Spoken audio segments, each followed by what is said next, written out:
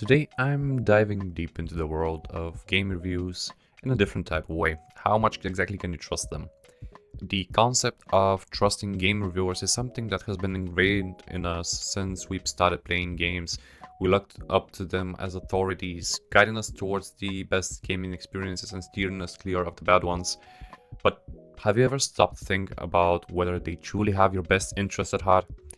There are several issues that plague the world of game reviews. The first one is bias. There is no secret that reviewers often have personal preferences when it comes to genres, gameplay styles, or even specific developers. This bias can lead to reviews that aren't entirely objective. And that's a problem because it can influence your purchasing decisions. For instance, if a reviewer loves a particular franchise, they might be more forgiving of its shortcomings, giving it a higher score than it deserves. Another issue is sponsorships. Let's face it, game developers and publishers often shower reviewers with perks, from advanced copies of the game to exclusive access to developers. While this might not directly influence a review, it can certainly create a cozy relationship between the two parties, making it difficult for the reviewer to remain objective. And sometimes it's not even a subtle connection. The reviewer might explicitly state that the developer sponsored their content, but that doesn't necessarily mean they are immune to its effects. Then there's the lack of transparency. How often do reviewers disclose their methodologies of how many hours they've spent playing the game? It's rare, and that's a problem because it makes it difficult to gauge the credibility of the review.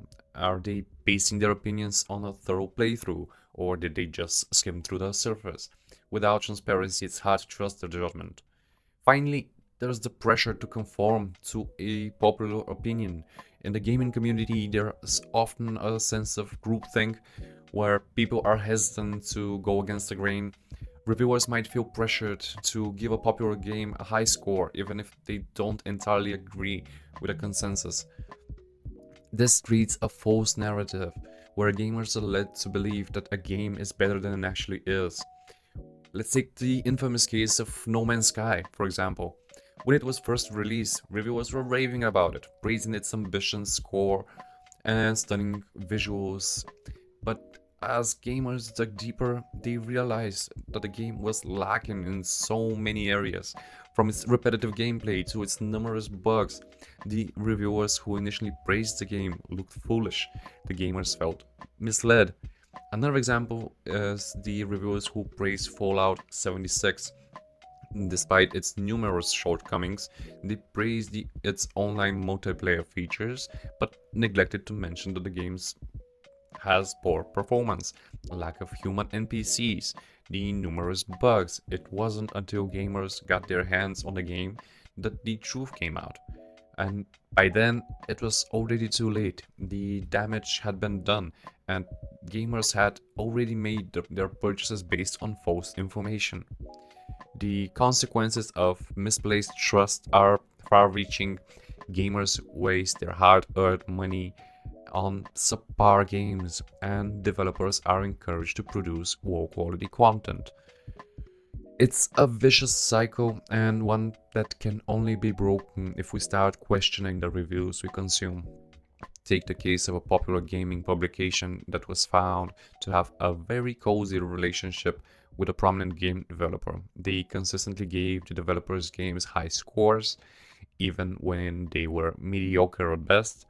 It wasn't until an expose revealed the extent of their relationship that gamers started to question the publication's credibility. But by then, the damage was done, the publication had already influenced countless purchasing decisions, and gamers had wasted their money on subpar games. The story highlights the importance of being cautious when it comes to game reviews. It's not about distrusting reviewers entirely, but about being critical of the information we consume. We need to take a step back, look at the evidence, and make our own informed decisions. So, what's the takeaway from all this? Game reviews are not always what they seem. and it's up to us to be cautious and critical. Don't take everything at face value, and don't be afraid to question the opinions of reviewers. Thanks for watching, and if you've had any experiences with misleading game reviews, I'd love to hear about them in the comments below. And if you're new here, consider subscribing for more gaming content and insights. Bye bye.